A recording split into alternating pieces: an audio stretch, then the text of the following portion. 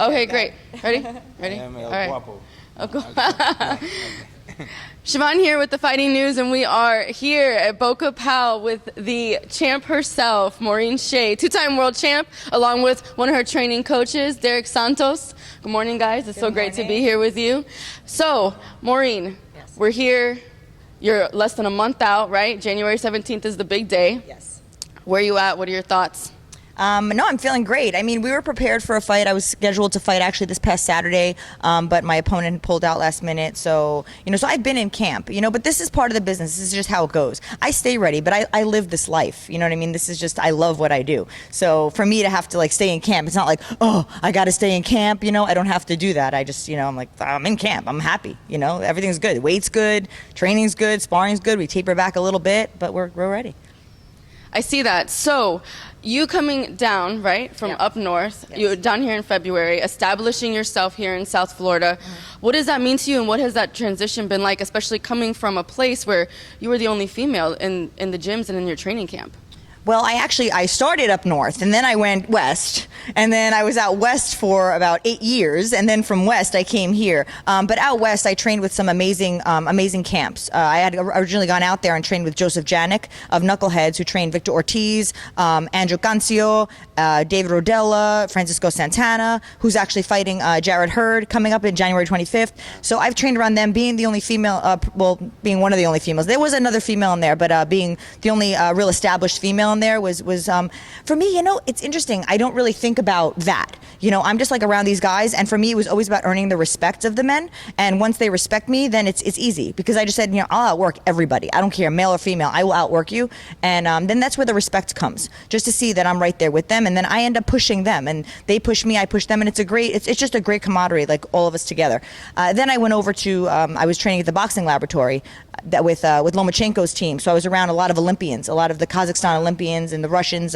Kovalev was there, Alex was there, the Nail, I can't even try to pronounce his last name, but a lot of world champions and Olympians, including Lomachenko, and that was a great experience for me to train around them and their culture, because it's very different than the Americans, but yet it was just very hard work. So really all in boxing, I mean, just being around hard workers just elevate my game. So then coming out here and now training with Derik, it's been phenomenal. Not only with Derik Santos, my boxing coach, but Phil Daru, training at American Top Team. I'm here with Sullivan Barrera, with Louis Arias, a lot of Dominique Francis, who's an up-and-coming kid who you would definitely want to look out for. Kid is phenomenal. He's going to be one of the greats.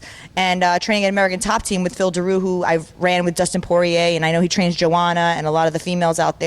A lot of champions. So I love to be around champions, and it's been such an amazing journey for me, just because I just found myself in these little places, but I've also put myself there for a reason.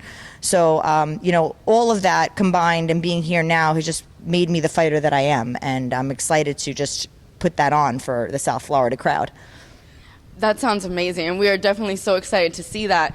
And it's incredible that you get to work, like you said, with all these different different styles, I'm sure, different backgrounds, different, preferences, all these different coaches, but they're all champions. And of course, you are right there with them. So everyone gets to be together and generate value and add value and continue in greatness. So Derik, I want to ask you, having Maureen, so how long have you known Maureen, having her down here in this gym, being the presence that she is, fighting forward, what's that been like for you?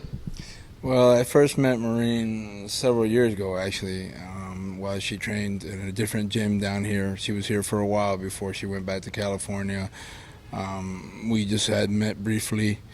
There's always the funny story that I'm sure she's told before about our one day of training together. We kind of, neither one of us really thought much of it, to tell the truth at the time. And we left it at that, and then she went back to California. And then we maintained good communication over the years. If I ever had fights in California, she came out to support. And then earlier this year, she had come surprising me. I was here in the gym, and she just walked in, and I was like, "Oh, what are you doing here?" And then I thought she just came to say hi, really. In the midst of the pleasantries, she just kind of said, "What's your schedule like, and would you be interested in training me?" And I thought about it for about 30 seconds. Hello. And I said, "You see, some coaches see women, men, they see a lot of the dynamic with that, with the finances and things. But I always just look at a fighter. I just say it's a fighter. It's a talented fighter. So right away, my mind went to, she's talented. She's a talented fighter. Okay, let's see how this goes. And so far, so good. It's been very pleasing to me the work we've done this year. That's awesome. So Do you want to hear the story? yeah, Want him to tell it? thank you. I'm like, okay, where's this story? I think the viewers want to hear we the story. all want to hear the story. You want me to I could tell the story since he. So I came into the gym and we worked one time together. Actually, it was Dia Davis, who's a very good friend of mine and a phenomenal fighter himself, now a trainer who worked with Dustin Poirier with his mitts. So I had mentioned actually wanted to work with Dia, and Dia was getting married during that time, and he's like, well, I'm getting married. I don't really have the time, but thank you so much. It would be great, but why don't you go work with Derik? And I said, okay. So I called Derik and I came into the gym, and it's so funny because you don't know who you are until you there's a time and there's a maturity and there's a growth that happens with anybody, but especially in boxing. And so I came in here and I worked with him that one time, and I was kind of like, man, he's slow, he's too it's just slow. I need energy. I need somebody to meh. Not realizing that's me. That's my personality. And I thought oh, he wasn't enough. I need somebody who's more than me, which I don't even know if that's even possible, but I thought I needed somebody more than me. Not that I had to question his abilities as a coach and what he did, but it was more just is that good for me? And so we had that one time, and that was it. And the energy wasn't there. There's got to be a chemistry. The chemistry wasn't really there. So I went back to California. Then coming back, I actually went back to California and worked around trainers that were more like that. And I realized that I needed more of the balance. So I actually wasn't ready for Derik. Wow. Yeah. Interesting. Yeah. I think part of that too had to do with the fact that when she came in, it was I was busy. She came in and part of that was, could you help be part of my team? And she already had another team, and I was kind of like, okay, so maybe the energy from my side also wasn't what should have been. But when she came back around the second time, I think it was a little different story. Right away it was like, all right, you're gonna train with me. This is what we're gonna do. And I think right away remember after we did the first training with the missus, and she was like, and I was like, well, it's different now. Now you're my fighter. So now it's different, and I think that had to do a lot with it. Not for nothing. I help a lot of people that aren't my fighters. But obviously, I think anybody would understand that your attention to detail and your will and your energy becomes a little different when it becomes, a project that now you're responsible for. Absolutely. So what's meant to be will surely be. Absolutely. Right? Despite the first experience. So here we are.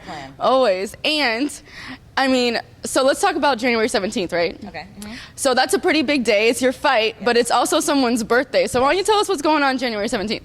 So it's Muhammad Ali's birthday, and Muhammad Ali is, obviously I don't need to tell you who he is, but to me he's one of my favorite fighters. And the reason I have a couple of favorite fighters, Marvin Hagler's right there with him, but Muhammad Ali as a whole, for the person that he is, as a humanitarian, as just his whole personality. And it's just so funny because I remember when I first realized that Muhammad Ali was a Capricorn, like me, because I'm January 11th and he's the 17th. And I actually posted that on Instagram this morning saying, it's Capricorn season and Muhammad Ali, fellow Capricorn. I started getting a flood of messages from people that are like, oh my gosh, I'm a Capricorn too. You're a Capricorn. It's really cool because people I'm honored because I know people that say that, they're happy to know that I'm a Capricorn, as I was knowing that Muhammad Ali is a Capricorn. And just recently, Derik and I took a trip out to Berwick, Pennsylvania to work with two amateur females at Rocky's Boxing, Sofia Guerrero and Nicole Mahone, and I worked with them a little bit, and I was able to be part of a amateur boxing tournament and meet a lot of the females, not just the males as well, but a lot of the females. And we took a trip to Deer Lake, where Muhammad Ali had training camp, and it was such an amazing experience. And I know Derik could talk about this for days too, because we both kind of went into our own little areas and kind of just took in the energy by ourselves, because Muhammad Ali and what he represented meant so much. So it meant so much to the both of us, but as individuals in our journeys in boxing and in life. And I just felt it there. And to come back and hear that I'm fighting on January 17th, I'm just like, oh, but nothing happens by accident. About in 2000, I want to say 2006, I fought on a card in Reno, Nevada. Now, the first time I ever encountered boxing was when I saw Mike Tyson bite Evander Holyfield's ear. First time I ever saw a boxing match. Okay, so 10 years to the day of that event, I'm fighting in Reno, Nevada. Now, the referee in that fight was Judge Mills Lane. And so 10 years to the day in Reno, Nevada, I'm fighting on a promotional card promoted by Judge Mills Lane's sons, Tommy and Terry Lane, and I'm fighting. I was 15 years old or 16 years old when that fight happened. So for me, it was just like, it's like things, I just believe in full circle. And I believe I believe in destiny. I believe that God has a plan for me, and everything is just, I couldn't have even, I mean, it's just crazy. The things that I've encountered in boxing. So for this, just to be another part of that, it's not a shock to me, but it's definitely something that I appreciate and I'm just grateful for. And it's going to be an amazing night. It is going to be an amazing night. We really look forward to it. We celebrate with you. Obviously, we're here for you during your camp. So, Derik, I want to ask you, with January 17th around the corner, you being one of her main coaches, what's going on? What's your mindset? What's your main focus these next couple of weeks, if you don't mind sharing? Well, as Maureen mentioned before, we were previously training for a date that unfortunately the opponent fell out. But what I've seen in her work has been a continued improvement of the goals that we set, just continued creation, because she's a very creative fighter. I also have to be a creative trainer, and use all her different skill sets, and so now it's just maintaining, trying not to overtrain because we were already there, just maintaining, keeping her sharp, keeping her, doing some sparring work. I'm very thankful to the local girls around here, Avril, Logan, Trisha,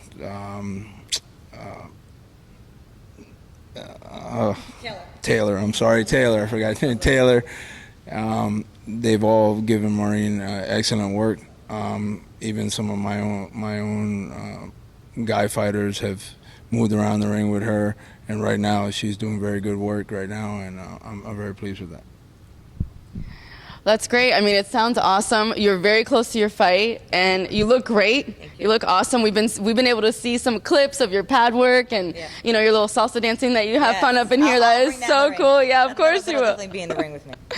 And I mean, we really look forward to it. It's going to be a great night. You look great. You look solid. You look strong because you are. Thank you. So we look forward to being able to see the champ here live in South Florida. And that's something I really appreciate, the support that I have, people coming out, because it's been a long time, and it's never an easy journey for a fighter. We always have our struggles and our obstacles, and I've literally I went from New York, I went from the Bronx to Brooklyn, from Brooklyn to Jersey. I trained in Jersey with terrific Gist. I trained a little bit with Tommy Brooks out there. I've been around Kendall Holt, former world champions, and then going to California to a place where I knew nobody. I knew like two people, and then, coming out here. But I did this all for boxing, and I also, just with my faith, I've been leaping with faith my whole life, and I'm just so grateful for that. But now to come out here in South Florida, it's been since 2015. I fought in the United States. I fought in Niagara Falls, my last fight, but before that I hadn't fought in the United States since 2015.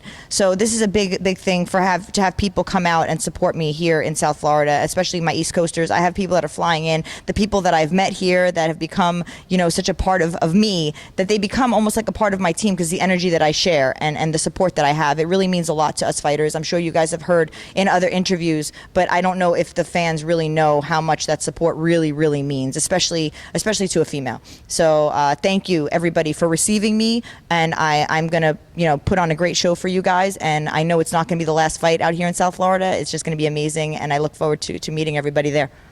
Awesome. So the big question is, how do we get the tickets? What's the best way to get the tickets? That's the big question. My manager's standing right over there. Nice. You guys can hit me up on Instagram, Maureen_Shea. We're gonna have a link. We're setting that up right now, where there's a link to purchase tickets, which will probably be to my website, which I will put out there, and you guys can share that in your links. But right now, direct message Maureen_Shea, or my Facebook, Maureen Shea, and that's probably the best way. I also have Twitter, Maureen Shea on Twitter. Just hit me up and follow me, and please, I love to. I'm one of the most accessible athletes on Instagram and Facebook, especially in boxing. So you send me messages. Yes, that's me responding. I do take that, and it does mean a lot to me. That's her own response. thank you very much also to the Fighting News, to everybody who supports not only Maureen but our stable of fighters, the DS Boxing family, to Boca PAL, who is a big supporter, Delray Beach Boxing Club, also our sister gym, big supporter, and all the fans in the local area. Everybody knows me from here. Boxing is a grind. You have to have a lot of faith, and I really appreciate not only the friendships and relationships that I have with the fans and the media in our area. They've always been very, very good to me, and thank you from the heart. We really appreciate that. Thank you so much for allowing us to be here and be part of this journey. I have so much respect for what happens here, for what you all do. You know, I train myself, and just to see what goes on here on this mat, in this cage, in this ring, I mean, most of the world will never know what it's like. Yeah, so firsthand. I appreciate and value you guys tremendously, and I know nothing but the best is yet to come.